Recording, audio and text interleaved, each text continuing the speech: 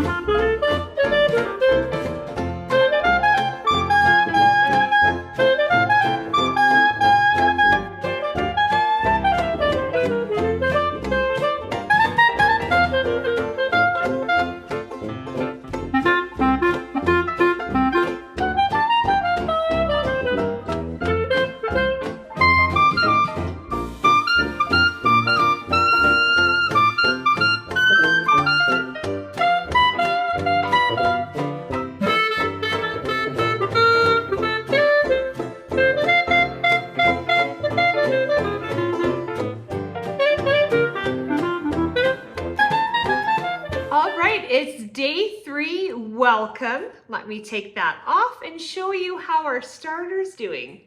It's doing so good. It's bubbling exactly what we want it to do. And it's starting to have that sourdough smell. Yeah, I can see the bubbles popping, and this is showing us that our starter, is active, and that's exactly what we want. If your starter by day 3 isn't bubbling, give it another day and see how it's doing. If it's not doing absolutely nothing and it's not growing each day, because as you can see, it has grown since yesterday. And if it's not showing any signs of it being active, then you might have to dump it out and try again. But hopefully your sourdough starter is bubbling like mine on day 3. It's so good. We're going to give it a stir, feed it some more water and flour, and that'll be it for day 3. Let's get to it.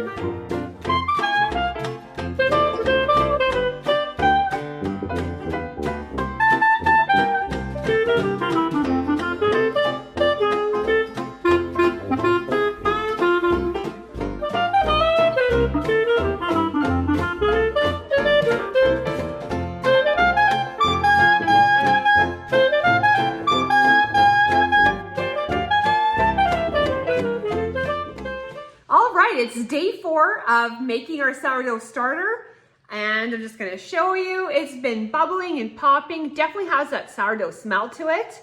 So awesome. It's active, and when you see the bubbles, then that you know it's active. What you're doing is working great. Where you have your sourdough sitting in your kitchen is the perfect spot. You're feeding it the right amount of flour and water. I don't have a huge alcohol buildup.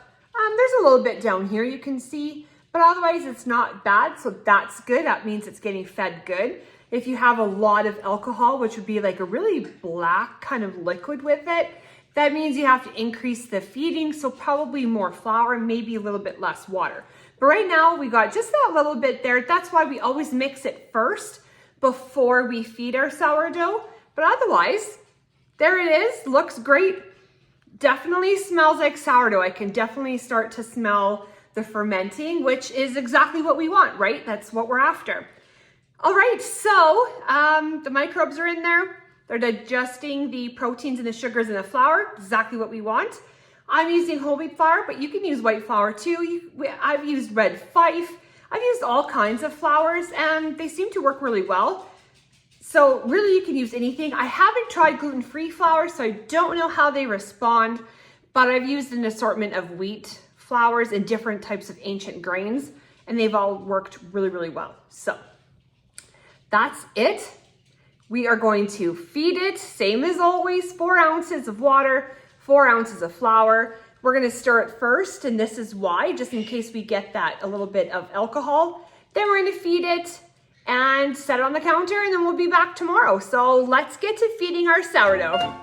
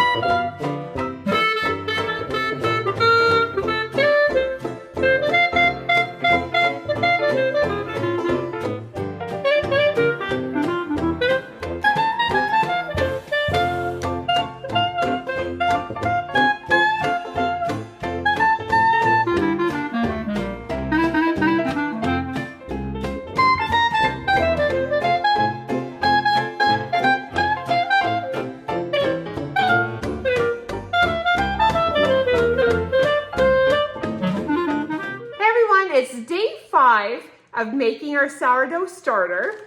I put a piece of parchment because I wasn't sure if it was going to run over, but it didn't. So I don't know if you can see. I'll show you again after. But it's all like bubbly, and I can see the bubbles like coming up and popping. It's a little bit, not frothy, but you can see like all the bubbles, a little bit frothy. I know it's hard to describe. I don't know if you could see that little patch right there. But anyways, so it's about up to here.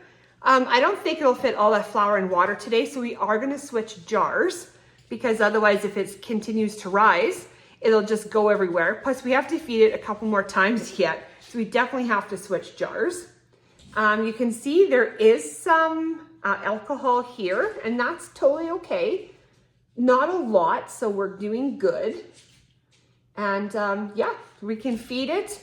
It's going great. Couple more days and then we can bake some bread. So there's our starter. Let's get to feeding our sourdough starter day 5.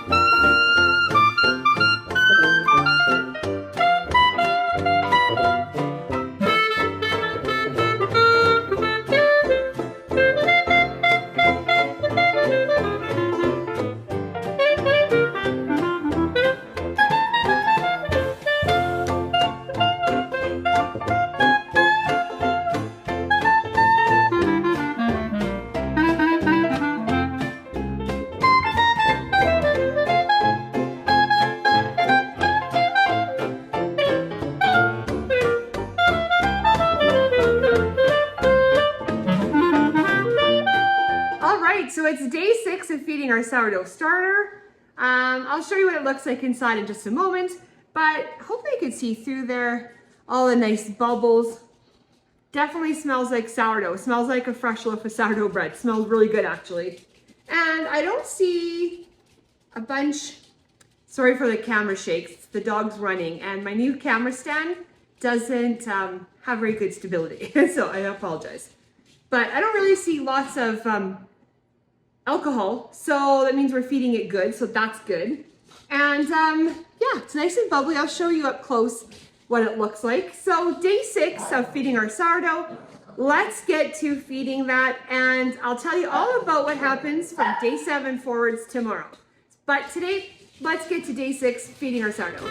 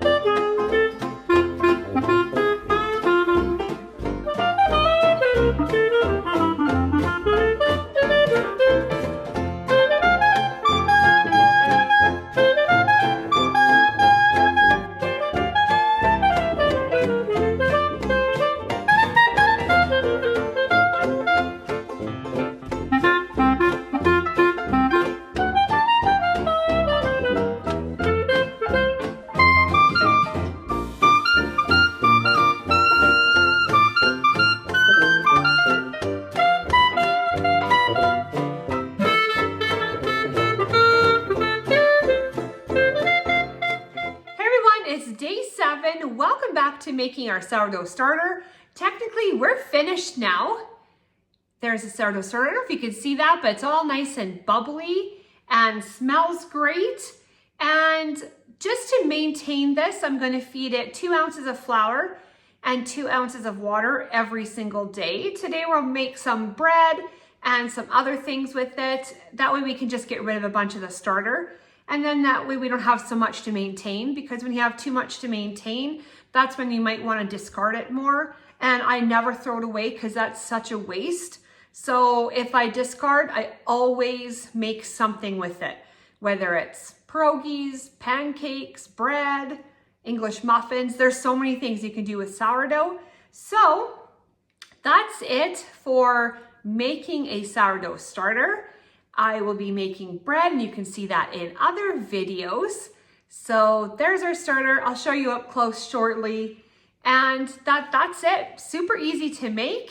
In some instances, sometimes people every day after the first day discard half of it and feed that from there. I don't do that. I don't mind if I have lots of starter. It just takes a little bit more to maintain. And if you don't feed it extra, then you do have the risk of it going bad. So that's why you discard half of that. I'm not going to do that. I'm going to discard it though and make some bread and make a bunch of things. I'll be sharing that with you soon. Thanks again for joining us. Hope you enjoyed making a sourdough starter, and have a fabulous rest of your day, and stay tuned for all the different breads and things we'll be making with our starter. Thanks everyone, have a great day.